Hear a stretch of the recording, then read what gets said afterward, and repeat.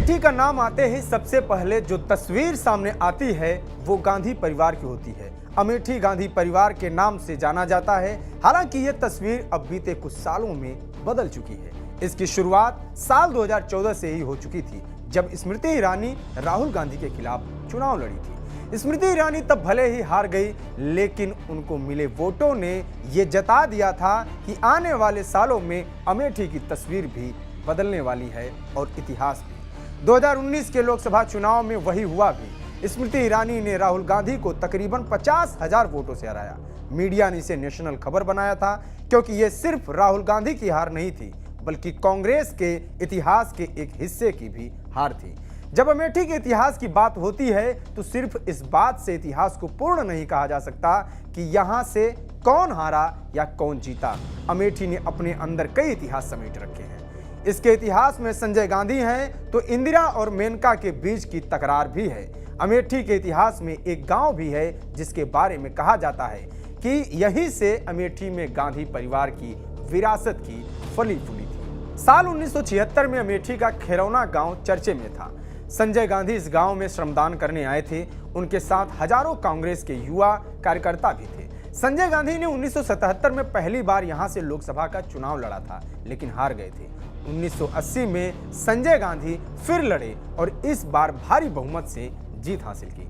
लेकिन अमेठी का इतिहास बस इतना भर नहीं है। यूपी के 80 लोकसभा सीटों में से एक अमेठी भी कभी एक आम संसदीय सीट हुआ करता था। ये अलग बात है कि यहाँ शुरुआत से ही कांग्रेस पार्टी की धाक रही। 80 के दशक के बाद अमेठी गांधी परिवार के लिए एक पर्याय बन गया। 1967 में अमेठी लोकसभा सीट अस्तित्व में आई। पहले चुनाव में कांग्रेस के विद्याधर वाजपेयी को जीत मिली थी। 1967 के बाद 1972 के लोकसभा चुनाव में भी कांग्रेस के विद्याधर वाजपेयी जीते। आपातकाल के ठीक बाद 1977 में संजय गांधी ने चुनाव लड़ा, लेकिन वो हार गए। 1980 में यहां से भारी मतों में वो जीते। विमान दुर्घटना में संजय गांधी की मौत के बाद राजीव गांधी ने अमेठी उपचुनाव में जीत हासिल की। राजीव के सामने दिवंगत शरद यादव थे। 1984 में इंदिरा गांधी की हत्या कर दी गई। राजीव फिर अमेठी से लोकसभा चुनाव लड़ने गए। इस बार उनके सामने थी मेनका गांधी। इस बार भी राजीव गांधी जीत गए। राजीव गांधी को अमेठी की जनता ने प्रचंड जनादेश दिया। 1989 के लोकसभा चुनाव में राजीव गांधी ने महात्मा गांधी के पोते राजमोहन गांधी को हराया। साल 1991 में राजीव गांधी ने बीजेपी उम्मीदवार रविंद्र प्रताप को हराया। मई 1991 में राजीव गांधी की हत्या हो गई। उपचुनाव में कांग्रेस के सतीश शर्मा को जीत मिली। फिर आया 1996। इस साल लोकसभा चुनाव में एक बार फिर कांग्रेस के सतीश शर्मा ने अमेठी में कांग्रेस का झंडा बुलंद किया। 1998 के चुनाव में अमेठी सीट बीजेपी के पास चली गई। संजय सिंह ने कांग्रेस के सतीश शर्मा को हरा दिया। ये एक लंबे वक्त बाद ऐसा हुआ। फिर आया 1999 का चुनाव। इस लोकसभा चुनाव में सोनिया गांधी पहली बार अमेठी से चुनाव लड़ी और जबरदस्त जीत हासिल की।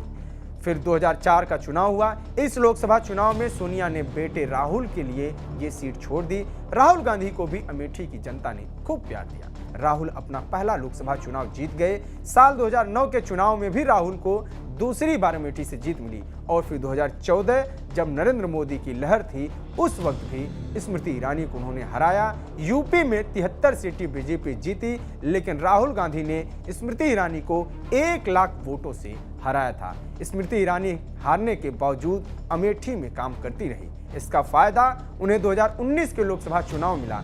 कहते हैं कि अमेठी वो वजह है जिसके कारण गांधी परिवार हमेशा के लिए बंट गया। एक वक्त था जब मेनका गांधी चाहती थी कि उनके लिए संविधान में संशोधन हो ताकि वो अमेठी से चुनाव लड़ सके। संजय गांधी की मौत हो चुकी थी। इंदिरा गांधी राजीव गांधी को राजनीति में आगे ला रही थी, लेकिन मेनका गांधी के एक कदम ने उन्हें लंदन से दिल्ली आने पर मजबूर कर दिया। 23 जून 1980 को संजय गांधी का निधन हुआ था। साल 1981 में अमेठी में उपचुनाव हुए, जिसमें राजीव गांधी ने जीत हासिल की थी, लेकिन ये मेनका गांधी को रास नहीं आया, क्योंकि वो अपने पति की विरासत को पाना चाहती थी। मेनका तब 25 की थी। कई बार संजय गांधी के साथ राजनीतिक सभाओं में साथ भी दिखी थी।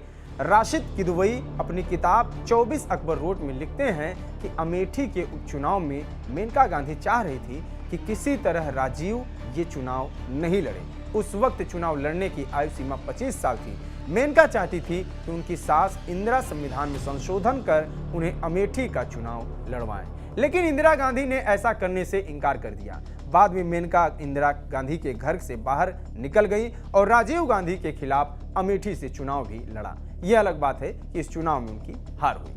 अमेठी एक आम जिला था यूपी का, जिसे गांधी परिवार ने ऐतिहासिक बना दिया। अमेठी का इतिहास भी बदलता रहता है, लेकिन इसके इतिहास के एक बड़े हिस्से पर आज भी कांग्रेस की छाप है। और अमेठी का इतिहास ही क्यों, सरकारों ने तो इसके भूगोल को भी कई बार बदलने की कोशिश की है। इतना ही नहीं, अतीत में 3 बार जिले का नाम बदला गया तो 2 बार जिले की अधिसूचना सरकार द्वारा रद्द कर दी गई। 3 बार उच्च न्यायालय ने जिले की स्थापना पर रोक लगाई तो 1 बार जिले ने बंटवारे का दंश भी देखा। मायावती नया जिला बनाकर जाती तो मुलायम की सरकार आने पर वो रद्द हो जाता। लेकिन एक चीज है जो अमेठी को आज भी बचा कर रखी हुई है, वो है उसका नाम और उसके नाम के साथ जुड़ा गांधी परिवार।